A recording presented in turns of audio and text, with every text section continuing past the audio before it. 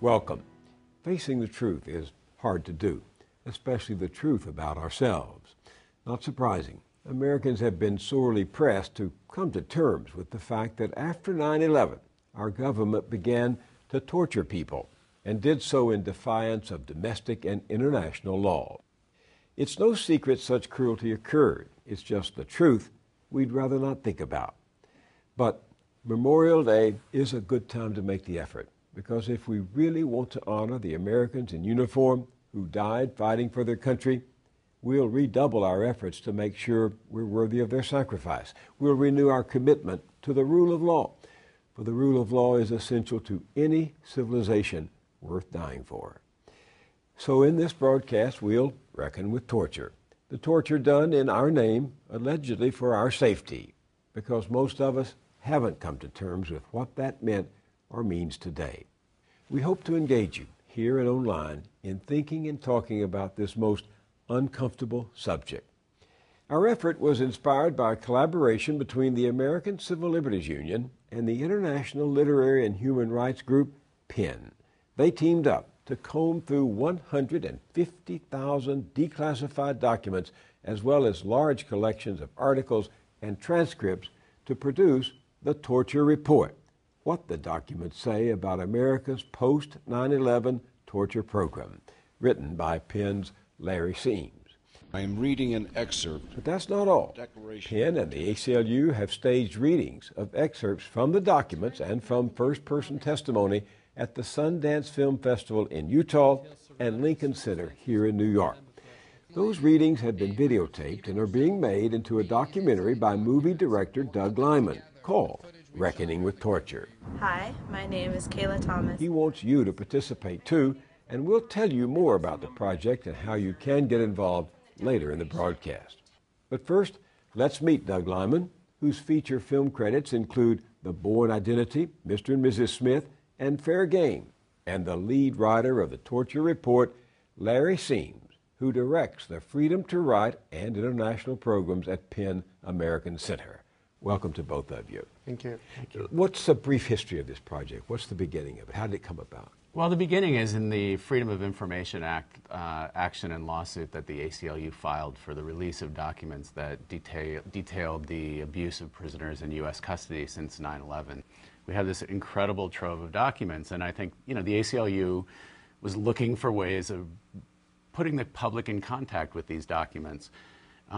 PEN is a writers' organization, as you say, that does international human rights work. And like all international human rights organizations, we found our international efforts complicated by the fact that the U.S. was compromising its commitments to standards that we've been asking governments around the world to adhere to. Because we had... Immediately after 9/11, a number of regimes launched crackdowns on the usual suspects in their countries.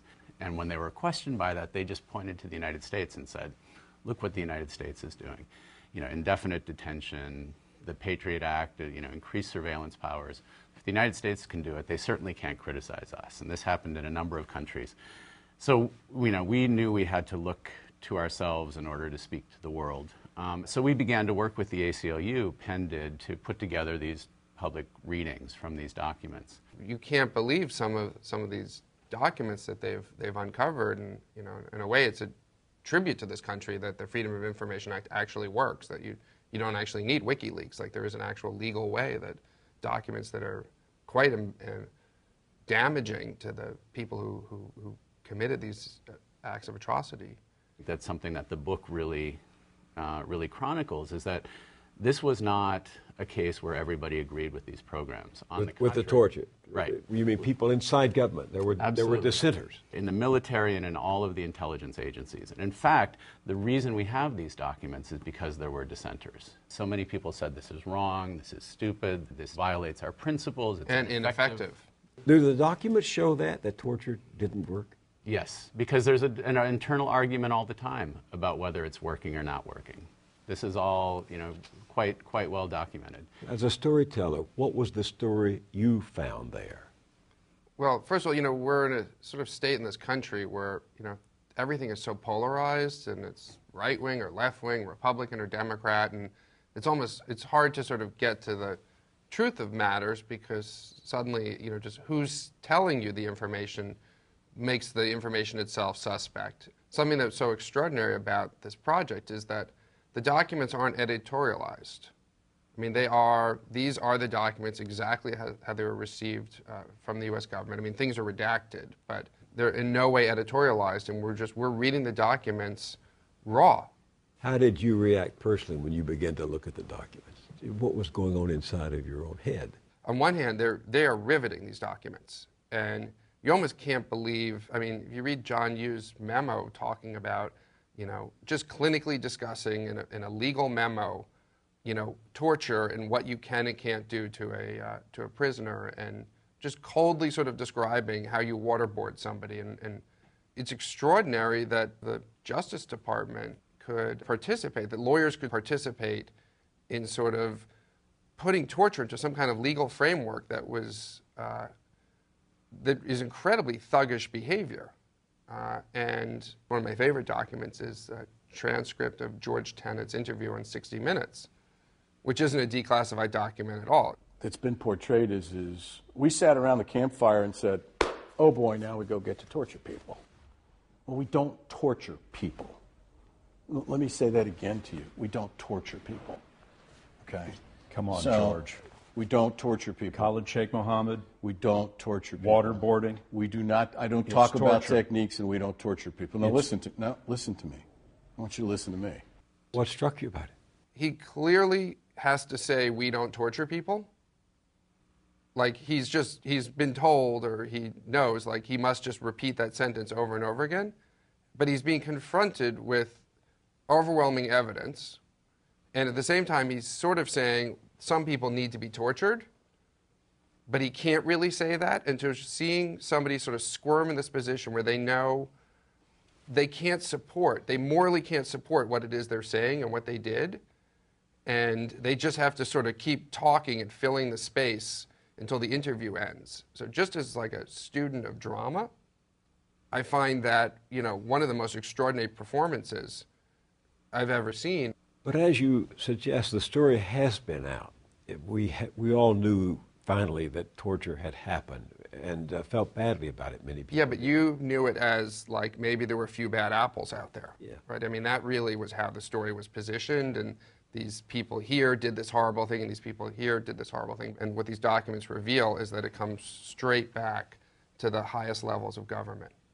But why bring it out now? It is in the past. America's going through hard times. People out there have lost their jobs, lost their pensions, lost their homes. Politics, as you say, mean-spirited. Why take all this dirty linen and dump it in the middle of the room right now? Torture is something that happens by human beings to human beings, and there are lives that have been harmed by this.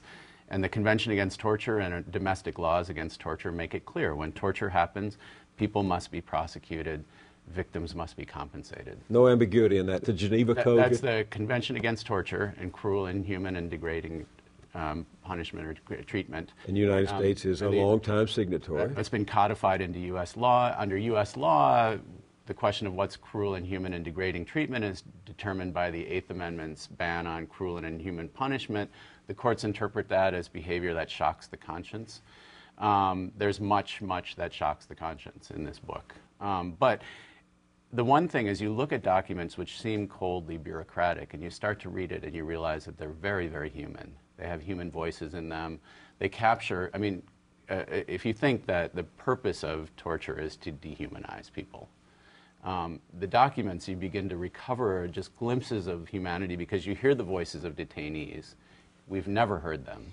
The whole system has been structured so you never hear them tell their stories.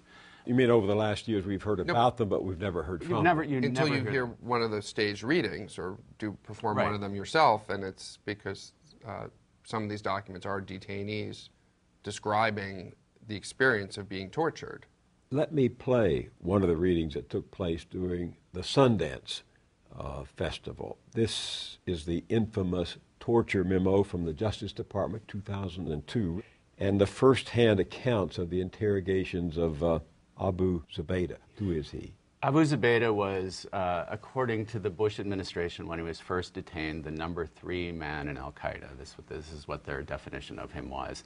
He was detained, he was shot actually during a raid in Pakistan, treated by the U.S., and then flown to a secret CIA prison in Thailand, where the CIA sent a team of contractors who were the ones who would end up sort of driving this torture program to do this experiment, to really try these new enhanced interrogation techniques. Techniques that had really been derived from techniques that the Communist Chinese and the Soviets used in the middle of the 20th century.